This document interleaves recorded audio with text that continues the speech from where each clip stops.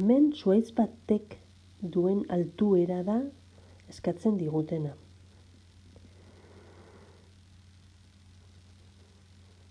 Zer dakigu? Zuhaitza bi alako den postea dagoela, adibidez, alboan imaginatuko dugu, eta iruditxo baten bidez, hau azalduko dugu. Imagina dezagun, zuhaitz bat daukagula, eta bere alboan poste bat dagoela. Zuhaitzaren altuera ez ezaguna denez, momentuz, isa deitzen diogu, eta alboan jarriko dugu zuhaitza bi alako dan postea.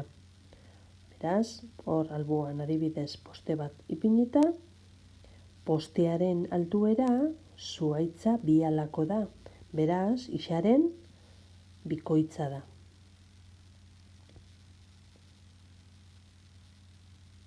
Eta gero konparaketa bat egiten dute. Zuhaitza postea baino metro bat laburrago dela. Hau da, zuhaitzetik postearen altuera iristeko metro bat faltatzen zaiola. Orduan, ekuazioa nola planteatzen dugu? Isaren balioa gehi metro bat eginda, hau da, zuhaitzari metro bat gehituta, postearena lortzen dugu. Oso ekuazio erreza lortu dugu.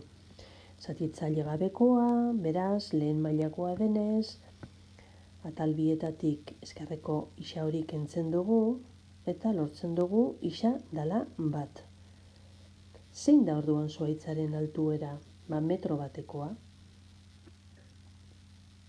Isaren balioa bat izan dalako.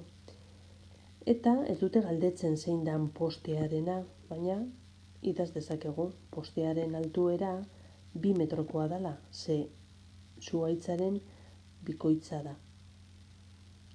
Honela geratzen da ondo soluzioa eta datu eta ezezagunen aurkezpena, ez duzu gehiago idatzi behar. Soluzioa, zuhaitzaren altuera,